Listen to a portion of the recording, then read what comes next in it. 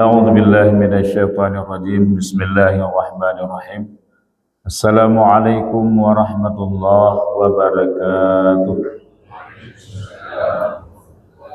الحمد لله وصلي على رسول الله وعلى آله وصحبه ومن والاه أشهد أن لا إله إلا الله وحده لا شريك له وأشهد أن محمدا عبده ورسوله لا نبي بعده Allahumma syrah li sadri wa yassir li amri wahlul 'uqdatam min lisani yafqahu qawli subhanaka la ilma lana illa ma 'allamtana innaka antal alimul hakim.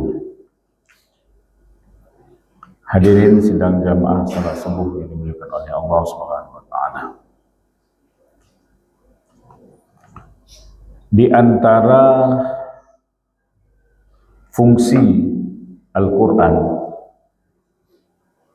kenapa saya bicara materi Al-Quran? Karena biasanya khususnya di Asia Tenggara, khususnya di Indonesia, setiap malam 17, 18 atau seterusnya pasti akan bicara tentang nuzul Quran.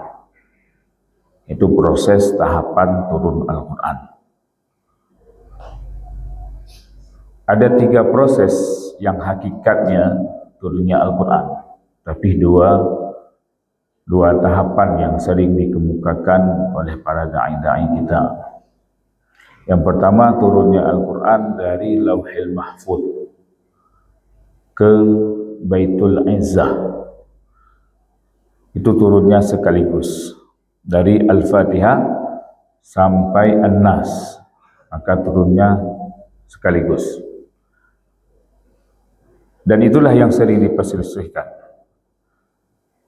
yang sering menjadi bahan perbedaan pendapat ulama. Ada sebagian mengatakan di awal Ramadan, ada yang mengatakan pertengahan Ramadan. Pertengahan Ramadan termasuklah ketika malam 17. Dalilnya Yaumul Taqal Jam'ani. Setelah kami turunkan Al-Quran itu ketika 2 kelompok besar berhadapan. Maksud 2 kelompok besar berhadapan ini adalah kaum kafir Quraisy melawan umat Islam, yaitu dalam perang Badar. Banyak yang mengambil pendapat tentang malam 17 ini. Namun ada juga yang mengambil pendapat itu turunnya Al-Quran itu pada malam 20 ke atas. Tapi intinya Allah menegaskan Al-Quran itu turun pada bulan Ramadan. Syahrul Ramadan alladzi unzila fihi Al-Quran. Yang mengemukakan 20 ke atas ini mengambil dalil kepada inna anzalnahu fi lailatul qadar. Al-Quran itu turun pada malam Lailatul Qadar. Kapan malam Lailatul Qadar?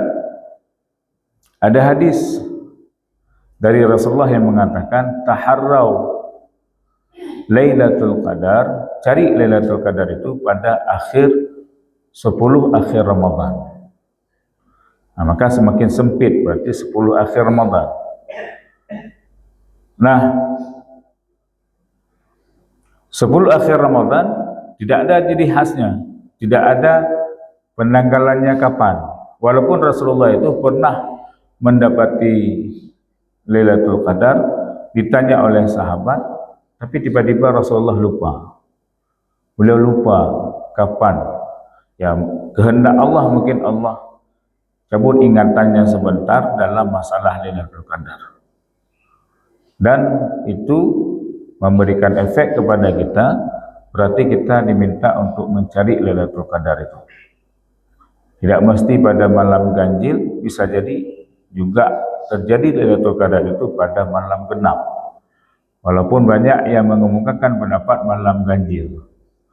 Di Timur Tengah itu pelaksanaan nuzul Quran atau peringatan tentang peristiwa turunnya Al-Quran lebih banyak diperingatkan pada malam 27 Ramadan. Bahkan ada satu masjid yang megah di sana itu mengundang salah seorang imam internasional datang ke sana, ke kemudian berdiri sebagai imam dan membaca doa itu lebih daripada 1 jam. Itu di Timur Tengah, hampir setiap malam 27 Ramadan. Intinya 20 ke atas. Nah, hadirin sidang jamaah yang oleh Allah Subhanahu wa taala. Itulah dia segelintir kisah tentang peristiwa nuzulul Quran. Namun ada tahapan turun berikutnya yang lebih penting untuk kita. Kalau tadi yang pertama turunnya Al-Quran dari Lauhil Mahfud ke Baitul Izzah, yaitu ke langit pertama, turun sekaligus. Kemudian turun dari Baitul Izzah kepada Rasulullah Sallallahu Alaihi Wasallam, turunnya berangsur. Jadi turunnya enggak sekaligus. Kapan Rasulullah butuh, kapan Al-Quran bisa menyelesaikan solusi untuk masalah Rasulullah, Al-Quran turun. Makanya turunnya bertahap. Namun ada satu lagi yang lebih penting untuk kita. Apa itu? Turunnya Al-Quran. Rasulullah sudah dulu bentuk Quran itu dalam fi suhufil mutahharah, dalam bentuk suhuf, dalam bentuk daunan ketika masa Rasulullah. Bahkan ada yang memang belum dituliskan. Pada masa Abu Bakar ada usul dari Abu Bakar, ada usul daripada Umar bin Khattab, bagaimana kalau kita bukukan Quran. Tapi tidak sempat terjadi pada masa Abu Bakar. Karena mungkin ketika masa Abu Bakar banyak terjadi masalah orang yang membangkang untuk membayar zakat. Terus pada masa Umar baru sempat dikumpulkan, pada masa Utsman baru sempat dibukukan yang dikenal dengan Mushaf Utsmani. Itu yang kita pakai sekarang. Nah, yang lebih penting turunnya Al-Quran yang ketiga adalah bagaimana Al-Quran itu sudah ada, turun ke dalam hati kita, turun ke dalam jiwa kita. Gimana cara? Terpetun Qurannya masuk ke dalam hati kita, masuk ke dalam jiwa kita. Nah, hadirin sidang jemaah yang oleh Allah Subhanahu wa taala. Maka oleh karena itu, agar Quran itu turun ke dalam diri kita, maka kita perlu memfungsikan Al-Quran itu. Allah Subhanahu wa taala mengatakan di dalam surat Yunus, Ya ayyuhan nas, qad ja'atkum mau'izatun mir rabbikum wa shifaa'un limas sudur wa hudaw wa rahmatan lil mu'minin. Dalam ayat ini dikemukakan bagaimana fungsi Al-Quran. Nah, kalau kita bisa memfungsikan Al-Quran dengan semestinya, maka insya Allah itu Al-Quran akan turun ke dalam hati kita. Makanya Bapak Ibu, kalau ingin baca Quran, jangan pasang target, saya harus khatam sekian kali. Ini harus khatam. Bukan enggak boleh, boleh. Tapi ada yang lebih penting daripada itu. Ini kadang-kadang maaf, targetkan harus 5 kali, harus 6 kali. Terus kalau sudah khatam memang mau apa? Bukan enggak boleh kita mengkhatamkan Al-Quran, tapi yang lebih penting masukkan Al-Quran. Makanya ketika baca Quran, niatkan apa? Ya Allah, mudah-mudahan dengan saya membaca Quran ini hidayah masuk ke dalam hati kita. Mudah-mudahan, karena Al-Quran itu hudan linnas. Al-Quran itu adalah hidayah untuk setiap manusia. Untuk mendapatkan hidayah, jadi untuk mendapatkan hidayah itu Al-Quran bukan saja dibaca dengan sesuai aturannya. Itu memang sudah wajib untuk kita membaca Al-Quran itu sesuai dengan aturan. Bagaimana aturan Quran? Al-Quran, membaca Al-Quran itu sudah ada, istilahnya sudah ada regulasinya sendiri. Nggak bisa kita membaca Al-Quran dengan sesuai dengan selera kita, nggak bisa. Al-Quran itu dibaca dengan sesuai tajwidnya. Al-Quran itu dibaca dengan sesuai makhrajnya. Makhrajnya itu tempat keluar hurufnya. Bagaimana membunyikan huruf A, bagaimana membunyikan huruf B, bagaimana membunyikan huruf J, dan seterusnya. Nah, itu ada metodenya. Nggak bisa kita sembarangan. Karena bahasa Quran berasal daripada bahasa Arab. Bahasa Arab sedikit salah saja makhraj lari makna. Maknanya lari. Contoh saja, kita baca Al-Fatihah. Ketika kita baca Al-Fatihah, salah makhraj, Dari alhamdulillah, nggak sengaja terbaca alham, ha tapi kita menjadi kha. Itulah tadi, karena terlalu menargetkan harus khatam. Kadang-kadang regulasi itu kita nggak peduli lagi. Hanya terbaca alhamdulillah, cepatlah. Jadi panjang pendeknya sudah nggak ada lagi. Kemudian letak ikhfa, idgham dan sebagainya nggak ada lagi. Bahkan yang paling penting makhraj pun nggak ada lagi. Pada sedikit saja kita berkilah, lari makna. Alhamdulillah kita ganti menjadi alhamdulillah. Maka maknanya apa? Alhamdulillah yang ingin kita sampaikan pujian kepada Allah. Tapi ketika kita baca alhamdulillah, maka yang keluar maknanya apa? Binasalah Allah. Ketika kita baca alham, tapi kita baca alha, pakai ha. Kalau bahasa Acehnya ha'elu, alhamdulillah, maka maknanya apa? Matilah Allah. Banyak lagi. Maka membaca Al-Quran harus sesuai dengan aturan-aturan yang berlaku. Nah, agar Quran itu masuk ke dalam diri kita, dalam jiwa kita, turun Al-Quran ke dalam jiwa kita, selain memperhatikan regulasi yang benar di dalam baca Al-Quran, kita harus kembali kepada fungsi Al-Quran. Apa itu fungsi Al-Quran? Di dalam surah Yunus itu dijelaskan, kata Allah Subhanahu wa taala, telah kami berikan, hai ya ayuhan nas. Jadi panggilan Allah itu bukan orang yang beriman, tapi Allah panggil itu hai sekalian manusia.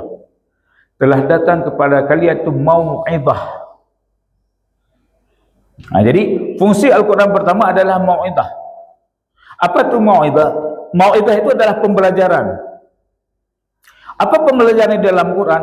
Di dalam Al-Quran itu hampir semua menjadi pembelajaran di antara kita, dan salah satunya pembelajaran yang sangat berarti bagi kita adalah kisah-kisah umat terdahulu. Kisah dari Nabi Adam, Nabi Isa, Nabi Nuh, Nabi Musa. Itu luar biasa. Bahkan dalam Al-Quran itu 2/3 adalah cerita-cerita. 2/3 itu adalah cerita. Yang cerita itu akan menjadi pembelajaran bagi kita, bagi siapa yang mau mengambil pelajaran. Inilah yang saya katakan tadi, agar Quran masuk ke dalam jiwa kita, kita perlu membacakan, kita perlu membaca cerita-cerita dan sejarah-sejarah yang ada di dalam Al-Quran. Sehingga Quran itu bukan saja dibaca, tapi ditadabbur. Untuk apa? Mudah-mudahan kita tidak menjadi, kalau seandainya ada di dalam Quran cerita-cerita tentang iblis, mudah-mudahan kita tidak menjadi iblis. Ibarat begini, Pak. Kita katakan pada anak kita, nak, kamu jangan durhaka kepada orang tua ya. Apa kata anak? Ya. Anak cuma mengangguk saja, tapi tidak bisa mengambil pelajaran. Tapi cobalah ketika kita, nak, kamu jangan durhaka kepada orang tua. Pernah nggak dengar cerita tentang maling kundang? Nah, kita ceritakan tentang maling kundang. Ketika setelah kita ceritakan tentang maling kundang, ada rasa ketakutan di dalam hatinya. Oh iya, kalau saya durhaka pada orang tua saya, maka saya akan dirubah menjadi batu. Itu legendaris. Artinya apa? Fiksi.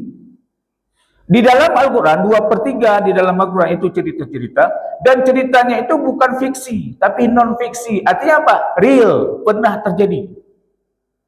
Dan mudah-mudahan kita bisa mengambil pelajaran daripada kisah-kisah itu. Contoh, ketika kisah iblis, Allah menceritakan tentang iblis yang dikeluarkan daripada syurga.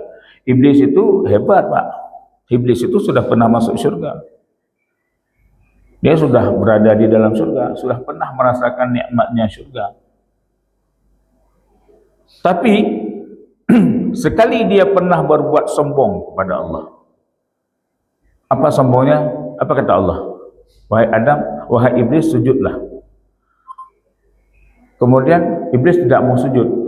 Sehingga Allah mengatakan, ma mana'aka alla tasjuda lima amartuka. Apa yang menyebabkan kamu tidak menuruti perintahku, kata Allah. Lihat bahasa Quran. Quran tidak mengatakan, wahai iblis, kenapa kamu tidak sujud?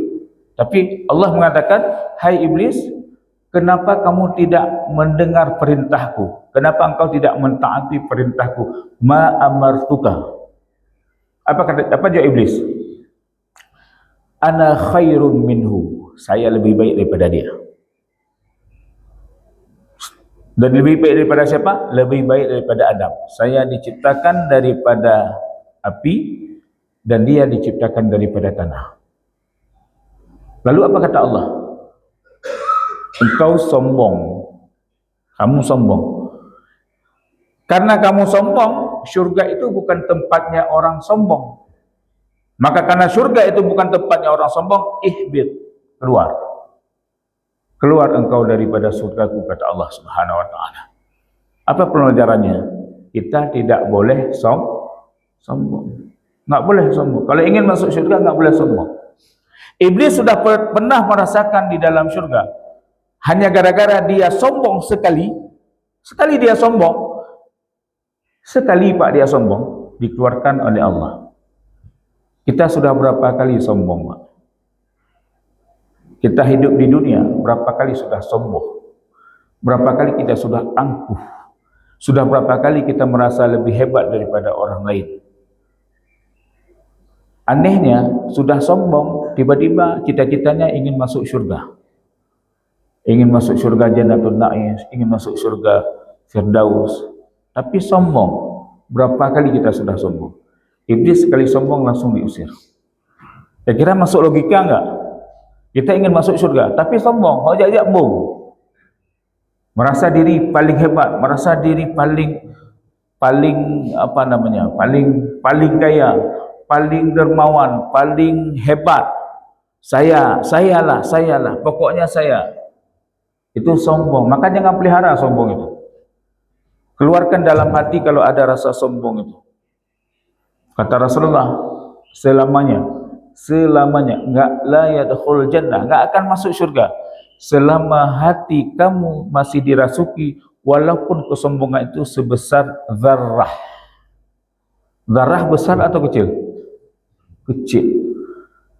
Kalau ada kesombongan sekecil zarrah di dalam hatimu, la yadkhul jannah. Kata Rasulullah, enggak akan masuk syurga. Enggak akan masuk syurga. Nah, tombong bacu montong merata ke lebih hayu, ke yang pantas, saya lebih pantas, enggak akan masuk syurga. Maka janganlah sombong. Sombong apa itu? Merasa diri hebat, merasa diri itu yang paling mantap. Ini bukan pede, bukan percaya diri. Beda percaya diri dengan sombong.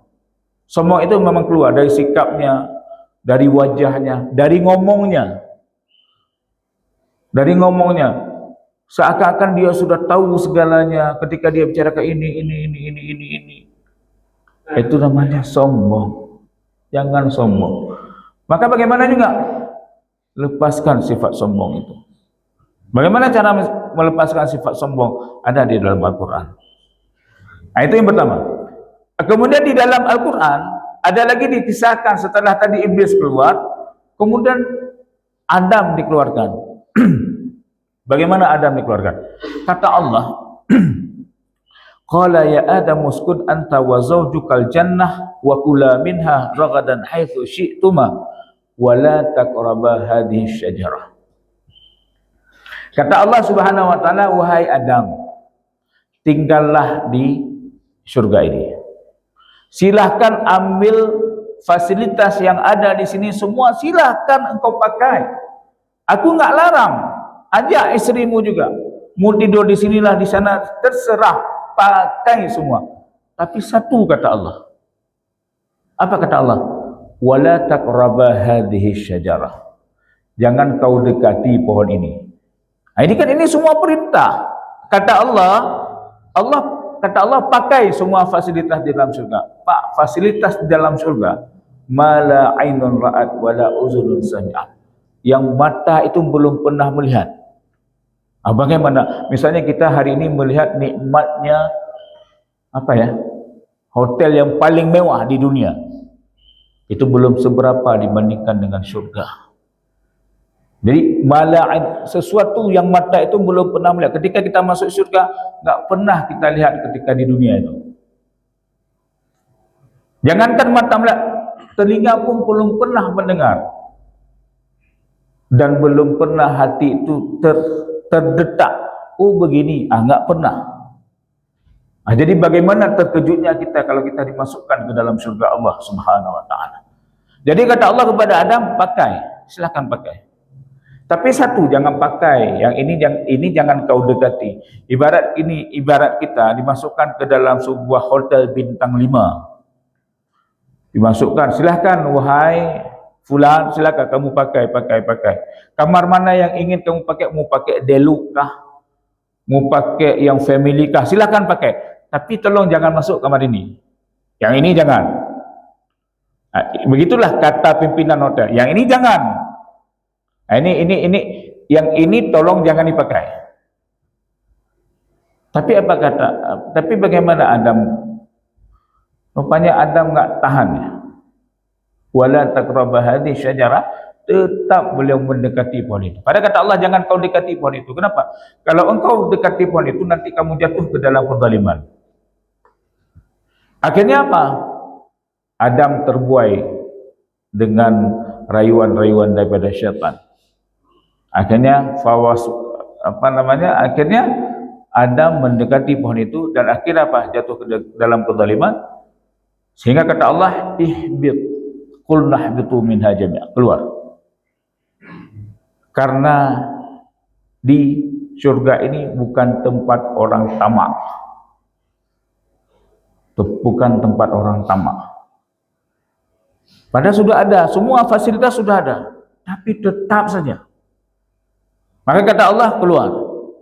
Surga itu bukan tempat orang-orang yang seperti itu, kata Allah Subhanahu. Walaupun itu adalah skenario dari Allah yang menyebabkan Adam turun.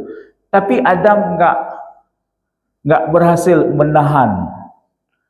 Makanya al-imsa puasa itu secara bahasa imsa, Pak. Puasa secara bahasa imsa. Imsa itu tahan. Kata Allah tadi, silakan kamu pakai fasilitas, tapi tahan untuk ini. Tahan untuk apa? Tahan untuk tidak kamu dekati pohon ini. Tapi Adam enggak tahan. Adam enggak tahan. Adam enggak sanggup berpuasa. Makanya makna puasa itu al-imsa. Al-imsa itu tahan. Tahan dari apa? Tahan dari segala sesuatu. Walaupun itu halal. Ketika ada makanan di depan kita ketika siang hari, ada makanan, ada minuman, tapi kata Allah, tahan. Tahan. Kenapa? Karena belum waktunya.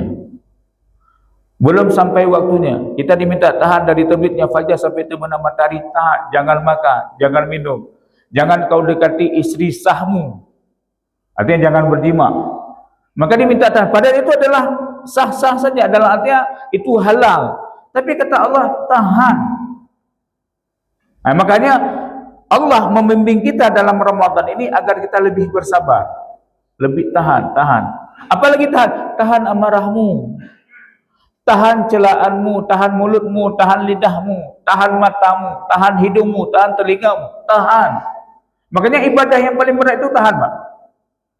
Kalau ibadah salat kerjakan, ibadah haji kerjakan, ibadah bayar zakat bayarkan, tapi ibadah puasa tahan. Makanya balasan itu bukan jelek-jelek, balasannya itu dari Allah Subhanahu wa taala langsung. Kalau balasan dari Allah itu langsung syurga. Begitu hebatnya Allah Subhanahu wa taala menyediakan untuk kita. Tapi dengan syarat satu, tahan.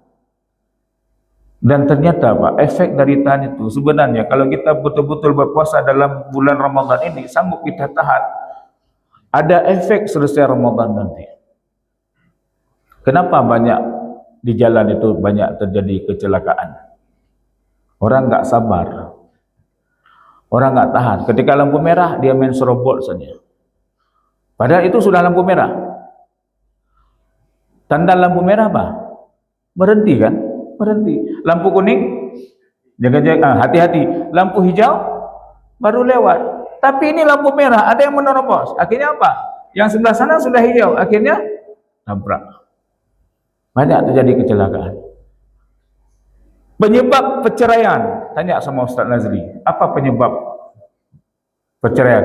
Karena manusia enggak tahan. Apa yang enggak tahan? Amarah enggak tahan. Suami marah-marah, istri enggak tahan. Istri marah-marah, suami enggak tahan. Itu yang menyebabkan sehingga banyak terjadi perceraian. Kata suami ini, isteri enggak tahan.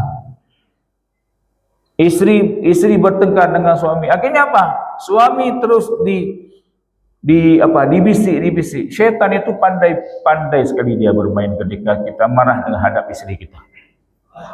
Dibisik. Apa bisikannya? Kata lu. Akhirnya terjadi talak. Okeylah, kalau talak pertama masih bisa rujuk dengan kiasan. Tapi kalau sudah jatuh talak kedua, apa yang terjadi? Talak kedua harus nikah ulang. Talak ketiga apa? Cina, bahasanya Cina buta. Artinya kahwin lagi.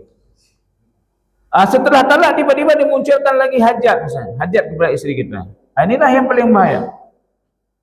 Makanya perceraian itu banyak terjadi. Kenapa? Karena dia enggak tahan. Mulutnya enggak tahan, lidahnya enggak tahan. Akhirnya begitulah. Tapi cobalah kalau ditahan. Nabi Nuh. Ini untuk bapak-bapak. Nabi Nuh, Pak. Nabi Nuh itu kata Allah, inni da'autu lailan wa nahar. Saya itu berdakwah, enggak ada hari, enggak ada malam. Tiap waktu beliau berdakwah. Malam berdakwah, siang berdakwah, saban hari. Tapi ketika beliau berdakwah, diceritakan di dalam surat Nuh itu, banyak pendengarnya itu dia lari. Misalnya beginilah, ketika ada kumpulan tiba-tiba datang Nabi Nuh berdakwah, lari. Ada yang enggak sanggup lari mungkin karena rematik, akhirnya payah duduk tinggal. Nah, orang-orang yang tinggal itu langsung juga Nabi Nuh berdakwah. Lalu apa yang dikatakan di dalam Quran? Mereka mengambil asabi'ahum, mengambil jari-jarinya menutup begini, Pak. Enggak dengar. Semakin Nabi Nuh berdakwah, ketika ada juga sebagian diambil baju ditutup wajahnya. Saking bencinya mereka. Tapi Nabi Nuh sedikit pun tidak berhenti menyampaikan kebenaran dari Allah Subhanahu wa taala dalam dakwahnya. Nah, ujian itu bukan dakwah saja, dalam keluarga juga menjadi tantangan Nabi Nuh. Istrinya itu durhaka. Istrinya itu enggak pernah sedikit pun mendengar daripada Nabi Nuh alaihissalam. Anaknya juga tidak pernah mendengar. Tapi Nabi Nuh tetap dia berkhidmat untuk istrinya. Artinya apa? Dakwah terus. Disampaikan terus. Walaupun istrinya enggak dengar. Istrinya itu istri durhaka, Pak. Tapi walaupun istri durhaka begitu, sedikit pun Nabi Nuh tidak pernah membalas celaan daripada istri itu. Kalau ada merepet istrinya, dia dengar saja. Dan enggak pernah diceraikan. Dan tidak pernah menambah istri lain. Enggak ada beliau tambah istri lain. Ini istrinya durhaka, akhirnya cari istri, enggak ada itu. Itu Nabi Nuh. Kemudian Siti Asyah. Ibu mendengar tahu Siti Asyah? Tahu ya? Siapa Siti Asyah? Istri Fir'aun. Siti Asyah istri Fir'aun. Bagaimana beristrikan Fir'aun? Fir'aun itu setiap hari dilapak, disepak, diterjang, dicaci, dimaki. Sedikit pun tidak ada balasan daripada Siti Asyah. Dia adalah suami saya berbakti kepada dia. Siti Asyah. Tak pernah dia, dan enggak pernah dia minta cerai. Enggak pernah dia menggugat cerai suaminya. Kenapa? Dia tahu orang yang menggugat cerai suaminya itu 500 tahun tidak bisa mencium surga. Walaupun talak itu disyariatkan di dalam agama kita, tapi Allah marah kepada orang yang meminta talak, apalagi istri yang minta talak tanpa ada alasannya. Enggak bisa mencium 500 tahun bau surga, Pak. Itu bagi istri-istri yang sering meminta cerai kepada suaminya. Siti Asyah enggak pernah dia minta cerai. Dan yang paling penting lagi, istrinya itu enggak pernah update status. Bukan seperti istri-istri sekarang. Istri sekarang bertengkar dengan suaminya, langsung naik status. Makanya bapak-bapak, kalau misalnya ibu marah-marah, cepat-cepat minta maaf. Kalau enggak naik status nanti. Itu kalau sudah naik status, macam-macam bahasanya. Tak kusangka. Tak seperti yang dulu. Baru ku tahu kau dirinya sekarang. Oh, itu kalau sudah naik status, yang baca itu berapa ribu? Yang baca status ibu-ibu itu berapa miliar orang. Nah, itulah kesempatan tuh masuk orang ketiga. Makanya jangan update-update status. Kalau bertengkar, selesaikan internal sajalah. Siti Asia enggak pernah dia minta cerai. Dia tetap mengabdi kepada Tuhan, dia tetap mengabdi kepada suaminya, dia layani. Begitu baik dia ni baik-baik dia layani. Enggak pernah terbisik di dalam hatinya ingin durhaka, enggak pernah. Mungkin kalau kita menyelakolnya pujuk racun juga dia. Mungkin kalau kita. Siti Asia enggak. Santun beliau. Dan ternyata Siti Asia ketika dilapak, dimarah sama suaminya, sama Fir'aun, ada sebuah doa yang dia bacakan dalam hatinya, yang diabadikan oleh Allah di dalam surat At-Tahrim ayat 14. Itu rahsianya, Bu. Jadi kalau bapak-bapak marah, baca doa ini. Siti Asia doa itu dibaca. Apa doanya? Allahumma ibnini 'indaka baitan fil jannah. Jadi setiap dilapak, setiap dipukul, setiap dimarahi, apa doanya? Ya Allah, bangunkan saya di surgamu itu mahliga, ya Allah. Bangunkan saya mahliga di surgamu, ya Allah. Itu yang dipanjatkan setiap hari. Rupanya itu yang menenangkan hati Siti Asia. Ternyata, Bu, doa itu memang betul silahul mukminin, senjatanya orang mukmin. Senjata yang bisa menenangkan hati kita, menenteramkan hati kita. Doa. Apalagi doa dalam bulan Ramadan. Makanya doa itu disisipkan di dalam ayat-ayat tentang Ramadan dari 183, 184, 85, 86 doa, 87 Ramadan lagi. Dititipkan satu ayat yang berbicara tentang doa. Wa idza sa'alaka 'ibadi 'anni fa inni qarib. Kenapa? Doa bulan Ramadan tidak sedikit pun dihijab oleh Allah Subhanahu wa taala. Maka banyak-banyaklah berdoa. Jadi Siti Asia doa itu, Allahumma ibnini 'indaka baitan fil jannah. Ya Allah, bangunkan mahliga di surgamu, ya Allah. Itu yang dibaca setiap hari. Nah, jadi ibu-ibu, kalau bapak pulang marah-marah, enggak usah balas. Enggak usah cemberut, senyum. Tapi dalam hati baca Allahumma ibnini 'indaka baitan fil jannah. Bacanya dalam hati. Jangan baca besar-besar. Ditanya sama bapaknya ni, apa baca? Apa yang kau baca, Rul? Saya tanya suami kan? Nak do apa? Nak do apa? Doa Asia. Asia tu isteri Fir'aun. Jauh dia abang, emang ke Fir'aun ni. Itu barangnya kalau kita baca besar-besar. Emang belum Fir'aun. Saya kan bukan Fir'aun ini. Tapi enggak masalah, boleh dibaca itu. Kan suami ibu bukan Fir'aun kan? Bukan. Asia itu lebih menderita daripada ibu-ibu. Tapi sedikit pun. Makanya orang yang pertama, perempuan yang pertama melihat syurga adalah Siti Asia. Bagaimana istimewanya Siti Asia. Maka hadirin sedang jemaah dengan oleh Allah SWT. Apa maknanya imsak? Tahan. Makanya ibadah puasa ini memimpin kita apa? Lebih imsak. Tahan. Jangan kau keluarkan, tahan amarahmu, tahan lidahmu. Makanya kalau ada orang memancing marahmu, fayaqulu ana sha'im, falyaqul ana inni sha'im. Kalau ada orang yang memancing amarahmu, kata Rasulullah, bilang pada siapa? Pada diri kita. Apa yang kita bilang? Inni sha'im, saya puasa. Jangan bilang sama orang lawan kita, hai saya puasa. Itu enggak betul tuh. Enggak ikhlas. Tapi katakan pada diri kita, ini saya puasa. Orang yang puasa itu dia akan menahan. Orang yang berpuasa, dia akan mengajak ngobrol tangannya, dia akan mengajak ngobrol kakinya, dia akan juga mengajak ngobrol hatinya. Apa yang diobrolkan? Kita sedang dalam puasa ya, tahan. Cuma biar itu, nyo puasa bu, untuk malam kapreh dah. Hanya kan. Kadang-kadang dalam hati, ini saim. Tahan. Akhlak Rasulullah begitulah, Pak. Beliau tahan, beliau sedikit pun enggak marah. Bagaimana kejadian di Taif? Di Taif, Rasulullah ketika datang itu bukan disambut dengan tala'al badru alaina, tapi disambut dengan lemparan tai unta, lemparan tulang, lemparan batu, sehingga wajahnya berdarah. Bukan wajahnya saja, kakinya pun berdarah. Susah beliau berjalan, tapi beliau sedikit pun tidak ada dendam. Kenapa? beliau menahan. Sampai kata Malakul Jabal. Malakul Jabal itu pemiliknya gunung, malaikat penjaga gunung. Apa kata para Rasulullah? Hai Muhammad, kalau seandainya darahmu yang ada di keningmu jatuh ke atas tanah, aku tenggelamkan Taif hari ini. Aku tenggelamkan Taif. Apa kata Rasulullah? Beliau tahan. Ada luka darah itu beliau tahan agar jatuh ke tanah. Kenapa? Kalau jatuh ke tanah, tenggelam Taif.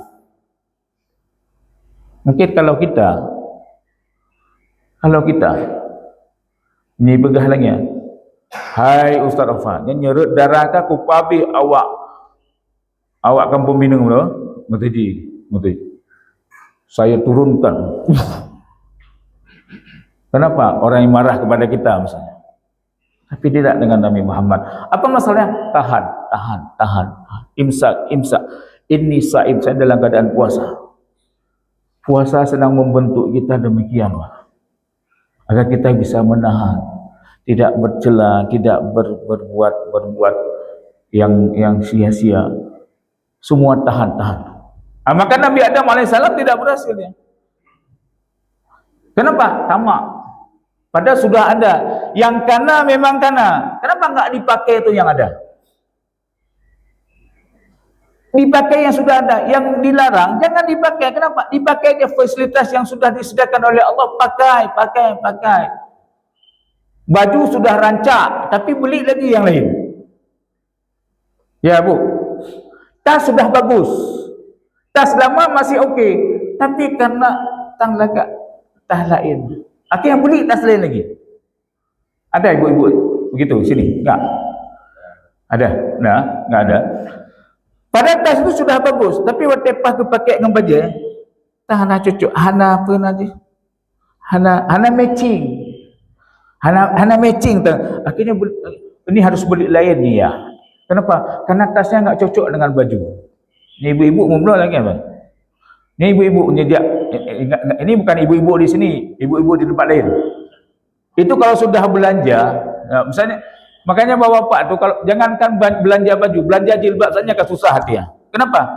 Karena ibu-ibu kita sudah tahu kalau sudah beli jilbab, harus matching dengan baju.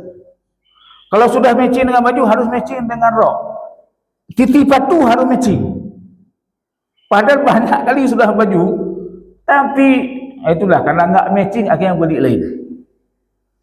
Makanya tahan.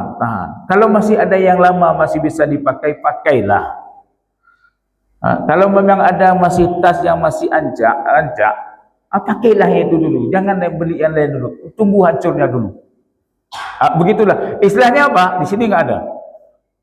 Tahan. Jangan berlebihan. Bersyukur terhadap apa yang ada. Nah, semua itu ada di dalam Al-Quran, ada di dalam Mau'izah, ada di dalam Al-Quran yang menceritakan tentang bagaimana kita mengambil pembelajaran itu. Kemudian Al-Quran menceritakan lagi yang hebatnya yang sesuai dengan kejadian sekarang ini. Hari ini kita dibuat galau, Pak. Hari ini kita dibuat pikiran kita itu betul-betul panik. Apalagi setelah keluar statement dari salah satu menteri itu. Dia bilang apa? 21 hari ini kita bensin kita, minyak kita hanya bertahan 21 hari. Akhirnya apa? Panik segala, seluruh lapisan masyarakat kita panik. Ada yang antrian di SPBU itu sampai ke Legeh Ulu deh. Rupanya bukan saja di Banda Aceh, saya pikir di Banda Aceh, rupanya di Abia juga demikian. Kenapa? Karena kepanikan yang dikeluarkan dari statement orang itu. Karena dia memang cek lagi ya. Kalau orang India itu dia banyak ngomong, tapi kalau orang India banyak ngomong, sedikit kerja. Kalau orang Jepang sedikit ngomong, banyak kerja. Orang kita lain dipegah, lain pelaku. Kalau orang kita lain dipegah, lain pelaku. Akhirnya makanya panik kita semua. Ternyata kepanik itu, sifat panik itu sudah ada dikatakan oleh Allah dalam Al-Quran. Apa kata Allah? Innal insana khuliqa halu'a. Sungguh manusia itu, kata Allah, dia berapuh-apah. Dia sering paniknya. Dia sering, kalau bahasanya sekarang apa? Galau. Sering lagi Baik kegalauannya yang disebabkan oleh dia sendiri. Bagaimana penyebab yang disebabkan oleh dia sendiri? Contoh, saya nggak ada kerja, rasanya enak lah kalau saya jadi PNS. Tang banget, enak kalau hebat lah kalau jadi PNS. Alhamdulillah jadi PNS. Pas jadi PNS, banyak jadi staff. Rasanya kalau staff nggak ada apa-apanya, enaknya kasih lah. Dikasih. Pas dikasih, rupanya kasih nggak enak, ditekan selalu oleh kabid. Saya harus jadi kabid. Pas jadi kabid, rupanya nggak enak juga jadi kabid. Makin ditekan oleh orang atas, oleh kepala dinas. Saya harus jadi kepala dinas. Jadi kepala dinas, pas jadi kepala dinas, ini akhirnya merasa ditekan, diminta ini macam saya. Nggak enak jadi kadis, lebih enak jadi pensiun dini. Akhirnya pensiun dini, pas pensiun dini, rupanya tugasnya hanya antar anak atau antar cucu atau antar istri. Hanabut hanamangan. Cari kerja, pas cari kerja melamar untuk menjadi dewan. Terpilih lagi untuk menjadi sebagai dewan. Aduh, susahnya jadi dewan. Setiap ada musibah harus datang. Kalau nggak datang, dibicarakan kita oleh orang lain. Akhirnya selalu galau. Kenapa? Karena dia merasa sebelum dia rasakan. Ketika belum dirasakan, tang mengatanya. Dia pikir, kita ni suka kali mengukur orang lain. Pak Taufik mengada koyan. Pokoknya cututah aja pada. Kita suka mengukur begitu, menganggap diri kita ini itulah tadi enggak ada rasa syukur, enggak ada menikmati. Akhirnya apa? Galau. Itu yang kita minta. Ada yang enggak kita minta? Apa yang enggak kita minta? Allah berikan musibah. Pas Allah berikan musibah, panik kita, galau kita. Gas enggak ada, listrik mati. Akhirnya, aduh ya Allah, susah. Begitulah. Lalu apa galau yang dikatakan oleh Allah? Kata Allah, innal insana khuliqa halu'a wa idza massahul syarru jazua. Rupanya galau menurut Allah itu apa? Ketika dia dicubit sedikit. Masahu itu Pak, masahu itu tupeh na tengah aja. Bukan lumsun. Kalau lumsun berpegangan kuat. Lumsun itu makanya dalam mazhab Syafi'i batal wudu karena lumsun. Pegangannya kuat. Tapi ini tersentuh sedikit. Itu enggak membatalkan. Masuk kata Allah Subhanahu wa taala, wa idza masau, apabila aku berikan sedikit cubitan, sedikit musibah, kata Allah Subhanahu wa taala, merasa dia besar sekali musibahnya. Pada bacut gejuk takit, terasa takit berat takit. Ketika diberikan sedikit kekuasaan, sedikit merasa hebat sekali. Ketika diberikan musibah, kenikmatan yang selama ini dirasakan hilang. Pakai buruk tak akai Allah. Maka dia gujuk lagi nyoba dia. Pada itu sedikit cubitan kata Allah Subhanahu wa taala. Dia merasa besar sekali. Makanya Allah itu memuji Nabi Ayub. Nabi Ayub dipuji Pak. Apa kata Allah? Ni'mal abdu. Sebaik-baik hanya hamba adalah Nabi Ayub. Kenapa? Ayub itu enggak pernah mengeluh. Padahal badannya itu sudah keluar belatung. Tapi sedikit pun beliau tidak mengeluh terhadap apa yang diberikan oleh Allah. Makanya itu ada sebuah doa yang dikatakan oleh Nabi Ayub. Allahumma anni massaniyadurru wa anta arhamur rahimin. Itu menjadi doa. Kalau ada penyakit yang sulit untuk disembuhkan, bacalah doa ini. Nabi Ayub. Itu yang pertama. Kemudian yang kedua kata Allah Subhanahu wa taala, orang yang berkeluh kesah itu adalah wa idza massahul khairu manu'ah. Ketika dia diberikan kekayaan, ketika dia diberikan sehat, datang sifat pelitnya. Ketika dia ada kekayaan, pelit. Nggak mau dia. Ada orang minta-minta, nggak mau. 1000 diminta pun nggak mau dia kasih. Kenapa? Ini 1000 ini bisa bayar parkir ini. Nggak mau dia sumbang, nggak mau dia sedekah. Sedikit pun dia nggak mau sedekah. Ini bahayanya orang. Makanya Pak, kata Rasulullah, ditanya oleh sahabat, wahai ya Rasulullah, ayyu a'zamu sadaqah? Apa sedekah yang paling besar? Apa sedekah yang sangat agung? Kata Rasulullah, idza tasaddaqa wa anta sahihah. Bersedekahlah ketika dirimu dalam keadaan sehat. Betul Pak? Maka ketika dalam keadaan begini banyak-banyaklah bersedekah. Kenapa? Kalau sakit itu memang sudah wajar kita bersedekah. Tapi ketika sehat, kikir kita. Makanya bersedekahlah ketika badan kita sehat. Contoh beginilah analoginya. Saya ketika kecil itu saya sering dihidangkan makanan ayam belah empat. Itu saya paling nggak mau saya bagi. Bahkan kepada siapapun saya nggak bagi. Ke adik sendiri nggak saya bagi. Suatu hari saya jatuh sakit. Pas ketika jatuh sakit, kata ibu saya 2 hari nggak makan. Kata ibu saya, "Nek, dah pergi mana aja, jut mak, dibuatlah ayam goreng." Ketika dibuat ayam goreng, diambil cubitan. Itu adik saya sudah lihat tuh. Diambil, dicubit sedikit, dirasakan ke dalam mulut saya. Yang saya rasakan apa? Pahit. Pahit. Akhirnya saya bilang, "Netumbang mata, nunjuk adik, nunjuk adik." Ketika mulut kita nggak bisa merasakan, baru kita sumbangkan. Ketika badan kita sakit, baru kita menyumbang. Bukan nggak ada nilai di sisi Allah, tapi sedikit nilainya, Pak. Maka bersedekahlah kapan? Ketika kita sehat. Ketika kita kuat, banyak-banyakkan bersedekah. Apalagi bersedekah di bulan Ramadan, yang sedekahnya itu luar biasa, pahalanya tidak sama seperti sedekah di luar Ramadan. Itu, Pak. Jadi ketika diberikan kekayaan, dia pelit. Illal musallin, kata Allah. Kata Allah Subhanahu wa taala, kecuali kalau kita ingin tidak susah, tidak berkeluh kesah, kata Allah Subhanahu wa taala, kecuali hanya orang-orang yang salat. Alladzina hum fi salatihim daimun, yang selalu salat. Bagaimana selalu salat? Kita ketika salat kita awali Allahu akbar. Allahu akbar, Allahu akbar. Sami Allahu liman hamidah, Allahu akbar. Allah Maha besar, Allah Maha besar, Allah Maha besar. Kemudian diakhiri oleh salam. Assalamualaikum, assalamualaikum. Ternyata orang yang tidak berkeluh kesah, selesai salat pun masih Allahu akbar. Sedang dia bekerja, Allahu akbar. Ketika dia ada, Allahu akbar, Allahu akbar. Jadi di mulutnya itu hanya Allahu akbar. Hanya Allah yang Maha besar. Maka mustahil orang seperti itu berkeluh kesah. Kenapa? Setiap diberikan musibah, ada Allah yang Maha besar. Ada Allah yang akan menyelesaikan. Semuanya ada Allah, ada Allah, ada Allah. Mulutnya hanya Allah, Allah, Allah, Allah.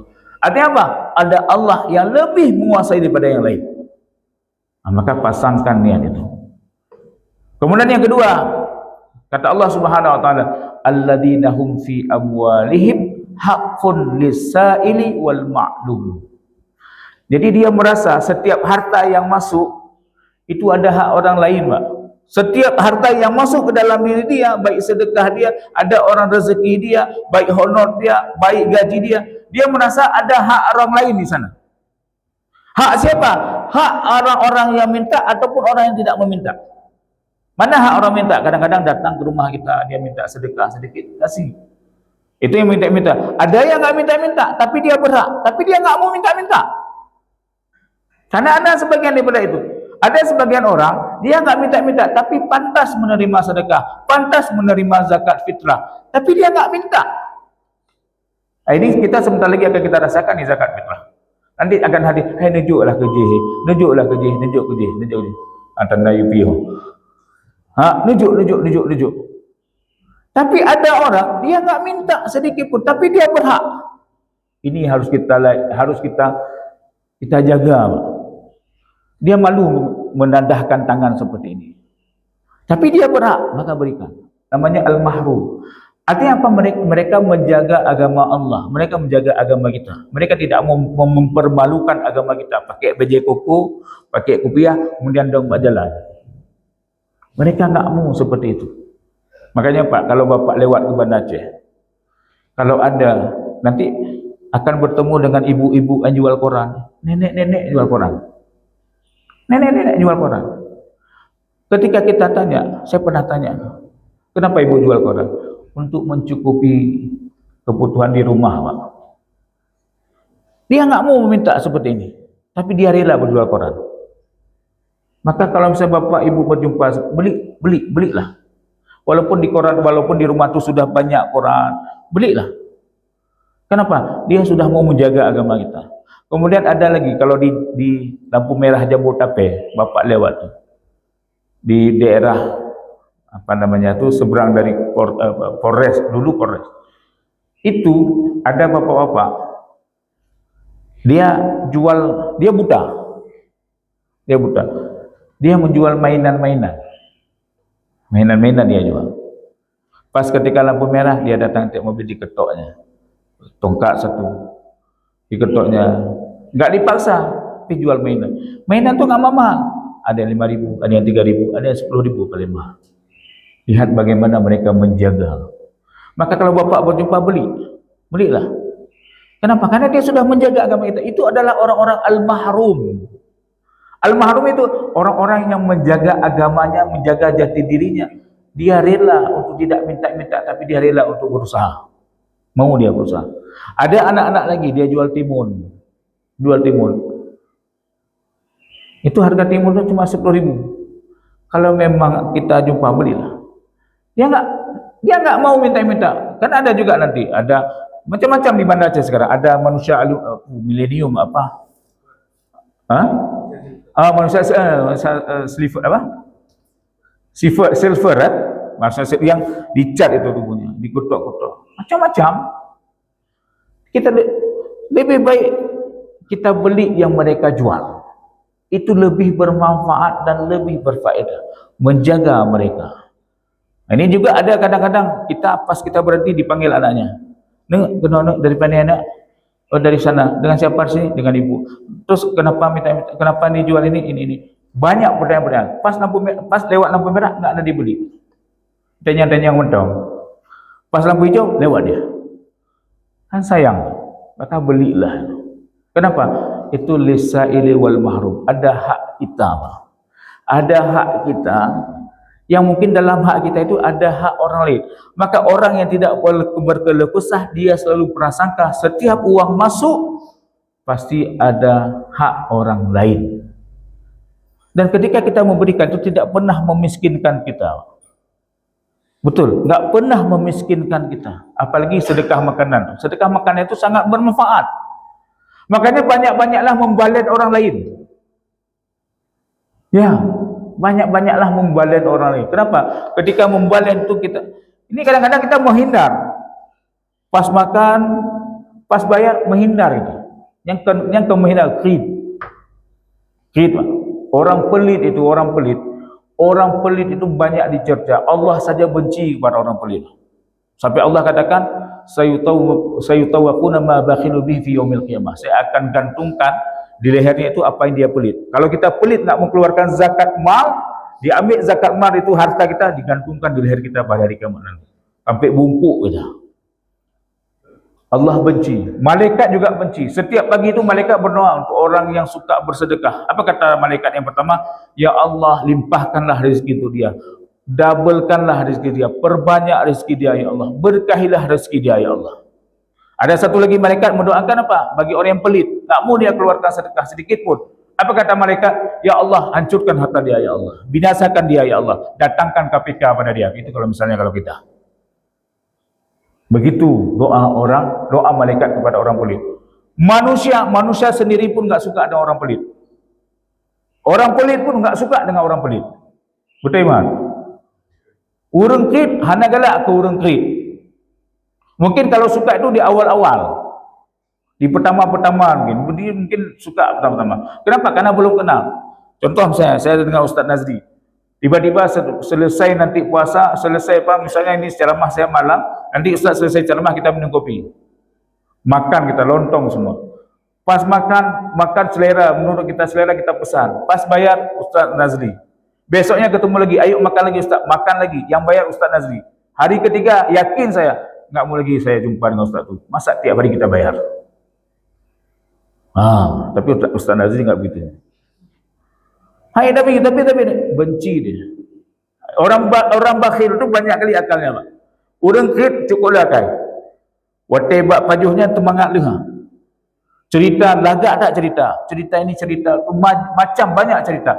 Pas datang giliran bayar, lihatlah tu. Pura-pura dia sakit perut. Tiap bulan kamu mana sakit perut aku.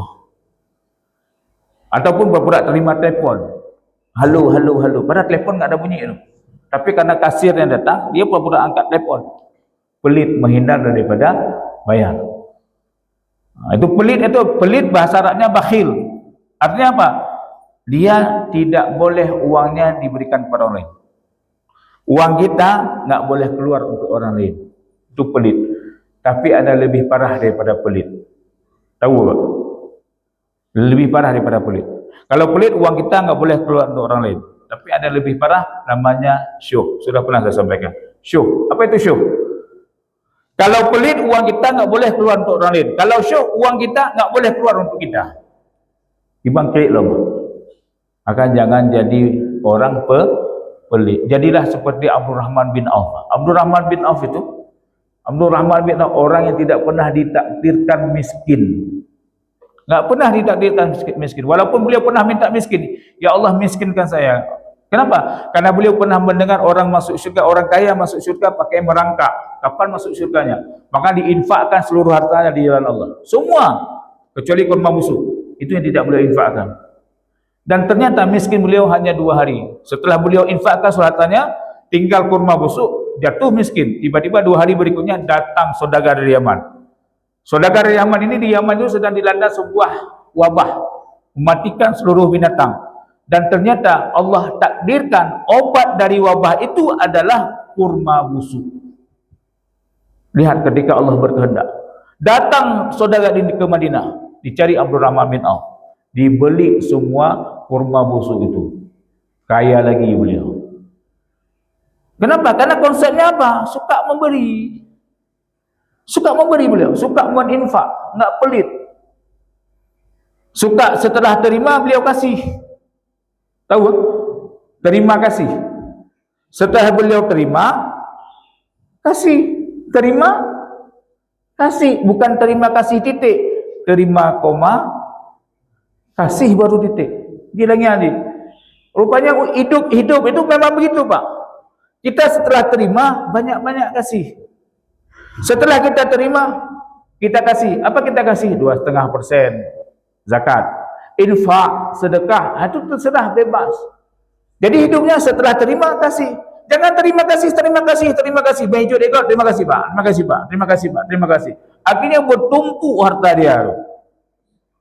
Kalau sudah bertumpuk, nggak pernah mengeluarkan, nggak pernah mengasih, maka Allah hinggapkan kepada dia penyakit, sebuah penyakit yang disebutkan di dalam Al-Quran, wa tuhibbunal mala hubban jamma. Dia akan menghalalkan segala cara. Makanya pantas ada orang sudah ada uang 10 miliar masih suka korupsi, ada uang 50 miliar masih suka korupsi. Kenapa? Nggak bersyukur. Kenapa? Nggak pernah dia keluarkan. Yang kita keluarkan itu untuk membersihkan jiwa kita. Ini sebentar lagi zakat fitrah. Zakat fitrah kita wajib kita keluarkan ketika dalam bulan Ramadan. Itu zakat fitrah. Zakat fitrah berapa sekarang? 2,7 kan? 2,7. Wajib kita keluarkan. Wajib. Siapapun yang hidup pada malam hari raya, wajib. Ustaz, kayak mana nih Ustaz? Saya mau bayar zakat fitrah. Saya, orang tua saya. Sudah saya keluarkan. Rupanya seminggu setelah dia keluarkan zakat fitrah, meninggal orang tuanya. Ini kayak mana Ustaz? Apa saya minta balik zakat fitrahnya atau kayak mana? Nah, ada orang begitu. Karena wajib zakat fitrah itu pada malam hari raya. Tapi beliau sudah meninggal. Zakat fitrah sudah saya keluarkan kepada panitia pada amin. Kayak mana saya minta balik? Belum begah. Menyenda mantau narasa malih. Lagi balik. Mam jahana malih lagi balik. Alhamdulillah. Kenapa? Karena wajib zakat fitrah pada malam hari raya. Maka hadirin sidang jamaah, dan zakat itu bukan zakat fitrah saja. Zakat itu bukan zakat fitrah saja, masih ada zakat emas, zakat harta, zakat perniagaan. Maka keluarkanlah kalau memang sudah haknya zakat emas. Ibu-ibu yang ada zakat emas. Zakat emas itu zakat yang disimpan, bukan zakat yang dipakai. Yang dipakai enggak diminta dikeluarkan. Zakat yang disimpan. Yang disimpan bagaimana? Seandainya bapak, ibu menyimpan emas 85 gram, wajib bayar zakat. Tapi syarat bayar zakatnya ada 2 syarat. Yang pertama sudah sampai nisab, yang kedua sudah sampai hul. Misalnya tahun ini Ramadan, ada ibu menyimpan 85 gram. Dan ternyata 85 gram tersimpan sampai Ramadan berikutnya. Maka keluarkan zakatnya. Tapi seandainya di pertengahan belum sampai Ramadan, uang emas itu terpakai misalnya. Misalnya bapak minta kawin misalnya. Bu, izin ya saya nikah lagi, pakai emas itu boleh? Kata ibu, boleh, nggak apa-apa. Karena ibu ni mungkin sudah nego-nego. Boleh lah, ambil lah. Berarti kalau uang itu sudah terpakai, nggak bayar, nggak payah kita keluarkan zakat. Kenapa? Karena sudah terpakai. Terpakainya secara syar'i, bukan pakai untuk menghindar. Misalnya ada juga orang, ini kan Ramadan, sudah tersimpan sampai Ramadan berikutnya. Jadi sebelum sampai Ramadan berikutnya, diambil 5 gram, dipakaikan pada anak cucunya yang baru lahir, ban lahir. Rupanya ibu ini berkehendak apa? Mengambil bayi tersebut. Mengambil bayi tersebut, diambil, dipakaikan pada cucu. Pada cucunya nggak perlu tu, ataupun diambil sedikit, dipakai di gelang kaki. Kan kita nggak ada uruf, di Aceh nggak ada uruf kan? Di Kampung Pinang ada nggak urufnya? Uruf itu kebiasaan. Karena kita pakai emas menurut kebiasaan. Kebiasaan di Kampung Pinang, di tangan 2 gram atau 2 mayam, 3 mayam, 5 mayam. Itu uruf. Tapi ini enggak, dipakai sebelah kanan 3 kilo, sebelah kiri 3 kilo, ini 2 kilo, jap boleh jap. Itu menghindar daripada bayar zakat namanya. Itulah namanya pelit. Maka hadirin sedang jemaah oleh Allah Subhanahu wa taala, jangan gitu. Kalau sudah sampai bayar, tunaikan semua. Begitu Abdul Rahman bin Auf di dalam menyelesaikan semua infaknya. Terima, kasih. Setelah terima, kasih. Setelah terima, kasih. Hadirin sedang jemaah oleh Allah Subhanahu wa taala, itu baru satu fungsi, Pak. Mau'izah. Belum lagi nanti ada syifa, ada lagi rahmah, ada lagi huda. Insyaallah pada pertemuan berikutnya kita bahas lagi. Mungkin hanya ini dapat kami sampaikan, mudah-mudahan ada manfaat. Lebih dan kurang saya mohon maaf. Hadanallahu wa iyyakum ajma'in. Assalamualaikum warahmatullahi wabarakatuh.